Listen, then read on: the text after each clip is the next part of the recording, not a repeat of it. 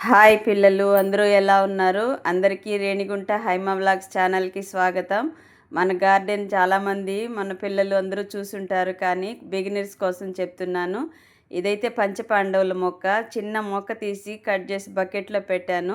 ఇదైతే బాగా అల్లుకుంటోంది పిల్లలు. దీన్నైతే అల్లిద్దామని ట్రై చేస్తున్నాను. తీగలు కడుతున్నాను.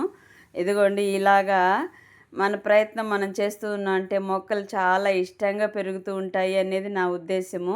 ఇక్కడైతే వైలెట్ కలరు పువ్వులొస్తాయి. ఆకులైతే కొన్ని ఎండిపోయినాయి కదా! అవన్నీ తీస్తున్నాను. మీలో ఎంతమందికి గార్డెన్ అంటే ఇష్టము? నాకు కామెంట్‌లో తప్పకుండా తెలియచేయండి. ఇదైతే పారిజాతం మొక్క. ఇది కూడా ఒక చిన్ని మొలక అంటొచ్చింది. పెద్ద మొక్క పెడితే బకెట్‌లో. దాన్ని తీసి ఇలాగ వేరే బకెట్‌లో పెట్టాను. ఇది కూడా పువ్వులిస్తుంది ఫ్రెండ్స్ అండ్ పిల్లలు. ప్రతి సీజన్‌లో కూడా ఇది కూడా మంచిగా పూస్తుంది. అప్పుడప్పుడు ప్రూనింగ్ చేస్తూ ఉంటాను.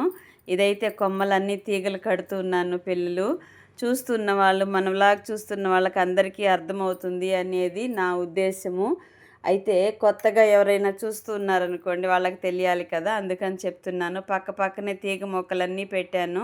చాలా వరకు పక్కన బిల్డింగ్ కనిపిస్తోంది కదా! దాన్ని కన్‌స్ట్రక్షన్ చేస్తున్నప్పుడు అన్నీ పోయాయి మొక్కలన్నీ. దగ్గర దగ్గర 600, 700, 800 పెట్టి తెచ్చిన మొక్కలు కూడా ఉన్నాయి.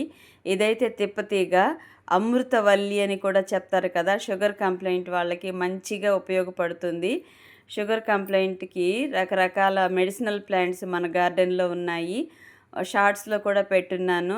చూసి ఇవి మంచివా కాదా అని కూడా కామెంట్ చేయొచ్చు.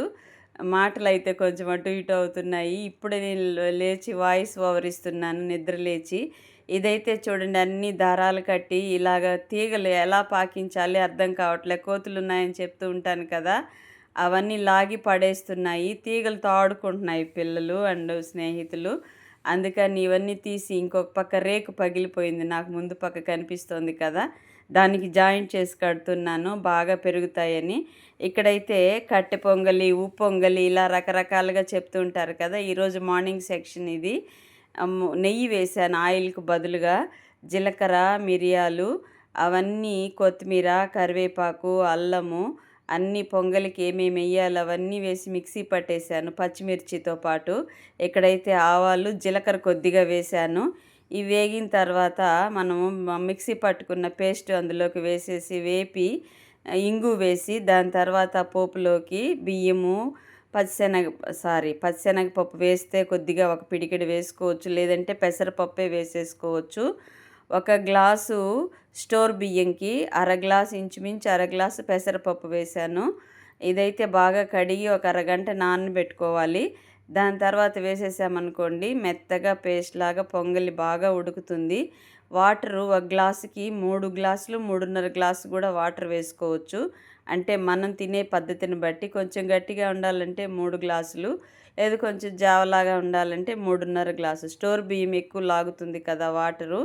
పెసరపప్పు కూడా బాగా ఉడకాలంటే కొంచెం వాటర్ ఎక్కువే వేసుకోవాలి. ఇదైతే పేస్ట్ వేసేసాను ఇందులో పోపులో చెప్పాను కదా ఆవాలు, జీలకర్ర. మిగిలినవన్నీ పేస్ట్ పట్టేశాను. అల్లము, పచ్చిమిర్చి, కొత్తిమీర, కరివేపాకు అన్నీ వేసి పేస్ట్ పట్టేశాను. దీని తర్వాత ఇంగు వేశాను కదా! అదంతా వేగిన తర్వాత ఇదిగోండి బియ్యం అంతా నానబెట్టుకున్నాను కదా! మొత్తం అందులో వేసి వంపేసుకొని నీళ్ళు సమపాళ్ళలో నేనైతే ఉతారుగా వేసేస్తాను. ఇన్ని గ్లాసులని కొలత పెట్టను. ఎందుకంటే అలవాటుగా చేస్తూ ఉంటాను కదా! ఇంట్లో అందరూ ఉన్నప్పుడు పొంగలి కొంచెం ఎక్కువే కదా! ఇష్టంగా తింటారు పిల్లలు. ఇలాగ చేసుకున్నామనుకోండి పొంగలి, దీని కాంబినేషను పెసరపప్పు సాంబార్ కానీ, కందిపప్పు సాంబార్ కానీ, లేదంటే పల్లీల చట్నీ కానీ, అంటే కొంచెం పలచగా ఉండాలి పల్లీల చట్నీ. అది కానీ చేసేసి పెట్టామనుకోండి ఇదిగోండి పక్కన కనిపిస్తుంది కదా! పచ్చిశనగపప్పు నానబెట్టాను గారెల కోసము. అది మిక్సీ పట్టి గారెలు వేసేయాలి. ఇంకా మాట్లాడకుండా చిన్న పిల్లలు, పెద్దాళ్ళు అందరూ ఇష్టంగా తింటారు పిల్లలు. నేనైతే నాకే కొంచెం ఎక్కువ నమ్మకము. నేను బాగా చేయగలను పొంగలి, కొన్ని కూరలు అవన్నీ అని. ఇక్కడైతే ఉప్పు వేశాను సరిపడినంత ఉప్పు. గ్రీన్‌గా కనిపిస్తున్నాయి కదా వాటరు. కొత్తిమీర, కరివేపాకు, పచ్చిమిర్చి 3 పేస్ట్ చేసేసరికి అలాగ గ్రీనరీగా కనిపిస్తోంది. ఏం భయపడాల్సిన అవసరం లేదు. కొద్దిగా వాటర్ వేశాను ఇదిగోండి. ఒకటిన్నర గ్లాసు స్టోర్ బియ్యం అయితే అర గ్లాసు పెసరపప్పు వేశాను. దానికి సరిపడినన్ని వాటరు.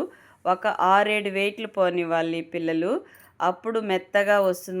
మనం అనుకున్నటువంటి కన్సిస్టెన్సీలో వస్తుంది.